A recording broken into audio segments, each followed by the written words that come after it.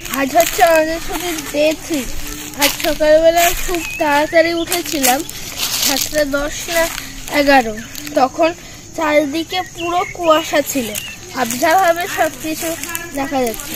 তারপর আমরা এখন ওই একটা ওয়াচ টাওয়ারে গেছিলাম, যেখান থেকে সুবর্ণরেখার চড়াটা দেখতে পাওয়া যায় বলে ভেবেছিলাম, কিন্তু দেখা গেল যে জঙ্গলের জন্য কিছুটা চড়াই দেখা যাচ্ছে। আবারে আর একটা কাজও করলাম, সেটা হচ্ছে ভাই খাচ্ছিল না, তাই জন্য আন্টিকে আমি ভাইকে খাওয়াতে হেল্প করলাম।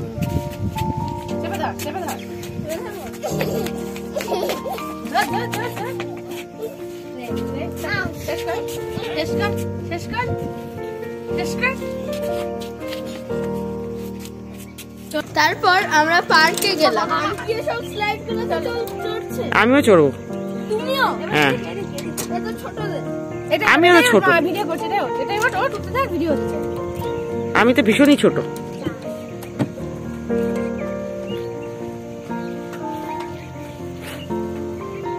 ফটাফট ওঠ, ফটাফট। এই রাইডস গুলো যেটা এই পার্কে আছে সেটা 2 দিন ধরে আমরা দেখছিলাম, কিন্তু কোনোদিন এখানে চড়া হয়নি, তাই জন্য আজ প্রাণ ভরে চড়ে দিচ্ছি। ভাগ্যে স্লো মোশন হয়েছিল, ওটা ভালো না, এই গোলগুলো ভালো না। ভাগ্যে স্লো মোশন হয়েছিল, এটা দেখো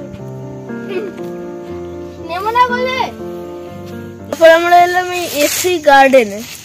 এসি গার্ডেনের মধ্যে এটা হচ্ছে ঠান্ডা ঠান্ডা টাইপের, কিন্তু আমার এখানে এসে কিছুই মনে হচ্ছে না, একটু ঠান্ডা বেশি মনে হচ্ছে। আর এইগুলো হচ্ছে চিকরাশি গাছ,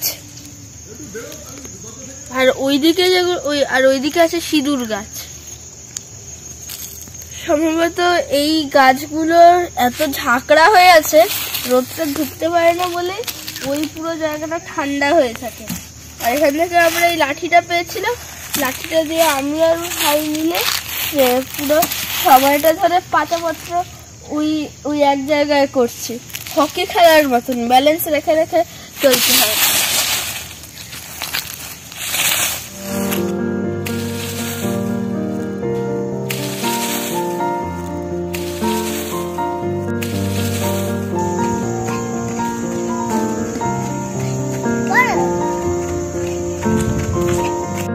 খেতে বসে আমি পাখিটাকে দেখেছিলাম। আমার প্রথমে মনে হয়েছিল এটা হয়তো কোনো প্রজাতির মাছ না, কিন্তু পরে বুঝলাম এটা নীলকণ্ঠ অথবা ইন্ডিয়ান রোলার। এবার আমরা কোদাপাল ইকো রিসর্ট থেকে বেরোচ্ছি। যেতে তো ইচ্ছা হচ্ছে না এখান থেকে, কিন্তু যেতে হবে। যে এই জায়গাটা খুব সুন্দর লেগেছে আমার। এখানে এত জঙ্গল ছিল, খেলার জায়গা, আবার আলাদা করে বানানো পার্ক, ফুলের বাগান, আবার এত পরিষ্কার নদী। কোদাপাল ছেড়ে যেতে খুবই খারাপ লাগছে, কিন্তু আমরা এখান থেকে সরাসরি বাড়ি যাব না, আমরা রাস্তায় 2টো জায়গা ঘুরে তারপর যাব। কোদাপাল থেকে কিছুক্ষণের দূরত্বে কুরুম্বেড়া ফোর্ট, আমরা সেটা প্রথমে দেখব। আমরা এখন আছি কুরুম্বেড়া ফোর্টের সামনে। এটাকে সবাই বলে ফোর্ট, কিন্তু হিস্ট্রি বলে যে এটা আসলে একটা ফর্টিফাইড টেম্পল। ফর্টিফাইড মানে চারিদিকটা পাঁচিল দিয়ে ঘেরা। আর এটা বানানো হয়েছিল অন্তত 15 সেঞ্চুরিতে আন্দাজ, মানে প্রায় এটা 600 বছরের পুরনো। কিন্তু এটা জানা যায় যে এটা কে বানিয়েছিল, কিন্তু এটা অনেকটা জায়গা জুড়ে।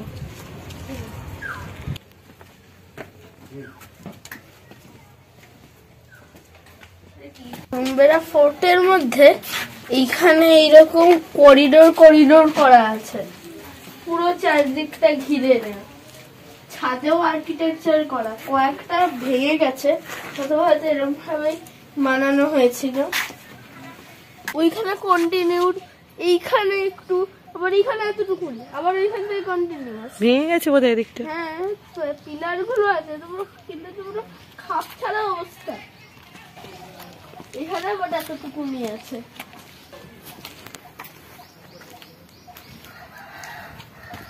আবার কন্টিনিউয়াস। এখান দিয়ে পারবি? পাশ দিয়ে ঘুরে আয়, আটকে গেছি। পাশ দিয়ে ঘুরে আয়। কি ছিল এটা, ব্লগ? আরে এটা তো এডিট করে দিতে হবে। কেন? বাইরে এইখানে হচ্ছে রুইন্স গুলো, ওইটা একটা মন্দিরের রুইন, আর এইটাও একটা। এইটা অবশ্য মন্দির নয়, কারণ এর যে আর্কিটেকচারটার ডোম গুলো, এগুলো মস্কের স্টাইলে।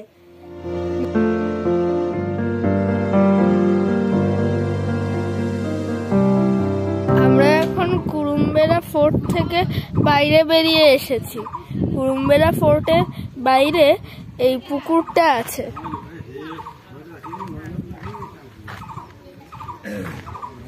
এখানে ঠাকুর ফাকুর বিসর্জনে দেয়া হয়, যেমনটা দেখা যাচ্ছে। বলা হয় যে এটা নাকি একটা শিব মন্দির ছিল। এবার আমরা যাব মোগলমারি। এখান থেকে আর কিছুক্ষণের ডিস্টেন্স। আমরা রাস্তায় লাঞ্চ করেছি। মোগলমারি যেতে দুপুর গড়িয়ে গেল। এই মোগলমারিতে বৌদ্ধ বিহারের ধ্বংসাবশেষ আছে। এটা হলো মোগলমারিতে ঢোকার গেট। বিহারের মতনই ল্যাটেরাইট পাথর দিয়ে বানানো। আর এই যে মোগলমারি রুইন্স। এটা যেমন একদম সুন্দর রাস্তা করে, এটা এখনো এক্সকাভেশন চলছে। আমরা এখন মোগলমারির প্রথম রুইনটার এই সাইডে এসে গেছি। এই সাইডে এইখানে এরম ভাস্কর্য আছে। এই দুটোই শুধুমাত্র ভাঙা হয়তো পেয়েছে, তাই জন্য এগুলোকে সিমেন্টিং করে ছাদ দিয়ে প্রিজার্ভ করে রেখেছে। অথবা আরো অনেক কিছু আছে, কিন্তু এগুলো হয়তো দুষ্প্রাপ্য কিছু। এইখানে কিছু একটা হয়তো ছিল, কিন্তু মুছে গেছে। এইটা স্পেশাল বলে ঠিক করে রাখা হয়েছে। আমরা আরেকটা জায়গায় এসে গেছি, এটাও প্রিজার্ভ করা। এটা হয়তো উপাসনা গৃহ। আবার এইখানে মূর্তি করা আছে, সম্ভবত জাতকের গল্পের অবতারই করা আছে। কয়েকটা মূর্তি চলে গেছে। এইখানে এরকম দেয়াল মতো আছে, হয়তো আরো খুললে আরো পাওয়া যেত। হয়তো এইটাই একমাত্র, এটা একটা প্যানেল, এইটাই হয়তো একমাত্র পেয়েছে, তাই জন্য প্রিজার্ভ করে রেখেছে। আর ওইখানে যে দুটো ছিল 1000 বছরের উপরে পুরনো। কিরকম একটা এক্সাইটমেন্ট হচ্ছে, কারণ এত পুরনো জিনিসকে চোখের সামনে দেখতে পাচ্ছি না। তবে মানুষ এখানে প্লাস্টিক ফেলে রেখে দিয়েছে। এইখানে এই যে লাইব্রেরিটা, এটা অনেকদিন আগে ছিল। যেহেতু এরা এই কাজে উদ্যোগ নিয়েছিল এই লাইব্রেরির লোকেরা, তাই জন্য এই বিল্ডিংটাকে সরিয়ে দেওয়া হয়নি। কিন্তু হয়তো এই তলায়ও কিছু আছে, ধান চাষ যেখানে করছে তার তলায়ও আছে। না, এটা উত্তর ভারতের, পূর্ব ভারতের সবচেয়ে বড় বৌদ্ধ বিহারগুলোর মধ্যে একটা। তাই জন্য এইটা একটা অংশ। এইটাও বোধহয় কোয়ার্টার টাইপের কিছু একটা করা ছিল থাকার জন্য, হয়তো। আবার অন্য কোনো কিছুও হতে পারে।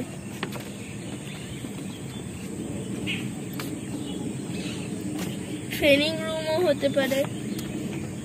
কিন্তু আমরা এখন মোগলমারি মিউজিয়ামের মধ্যে আছি। মোগলমারিতে যা পাওয়া গেছিল তার বেশিরভাগই ইন্ডিয়ান মিউজিয়ামে পাঠিয়ে দেওয়া হয়েছে, অথবা অন্য কোথাও। কিছু ছবিগুলো রেখে যাতে দেখতে পারি। আগে খোঁড়ার আগে যেরকম ছিল প্লেন ঢিপি, কেউ বুঝতে পারেনি এত কিছু ছিল। একটু একটু করে খোঁড়া হচ্ছে, কিছুটা পাওয়া গেছে। এরিয়াল ভিউ, উপর থেকে দেখছে, কিছুটা প্রিজার্ভ করা হচ্ছে। আর এগুলো হলো নানা রকমের ইট, এনশিয়েন্ট ব্রিক, বিভিন্ন মাপের প্রাচীন ইট। এই যে উপরে ছবি টবি আছে, এগুলো হচ্ছে ডেকোরেটিভ ব্রিক, নকশা দিয়ে। এগুলো বাইরের দিকে থাকতো। এটাও ডেকোরেটিভ ব্রিক। এটা হচ্ছে গ্রে পটারি, ধূসর রঙের।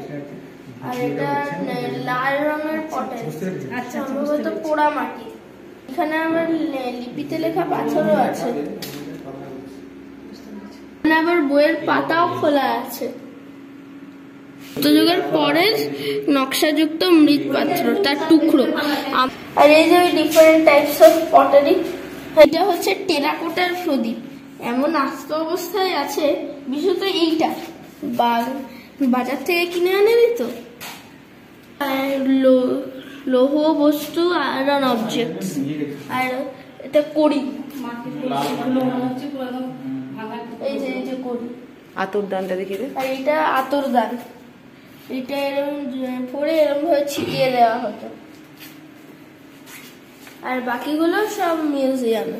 এটাই রুইনার অন্য সাইডটা। এখানে একটা মজার জিনিস আছে, জোড়া বট গাছ, দুটো আলাদা আলাদা বট গাছ, মাঝখানে হাওড়া ব্রিজ হয়ে গেছে।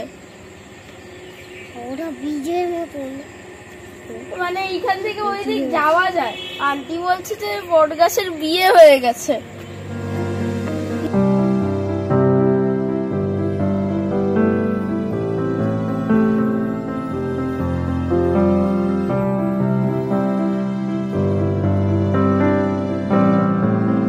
আমরা এখন এসে গেছি হাইওয়ের ধারে একটা ধাবাতে।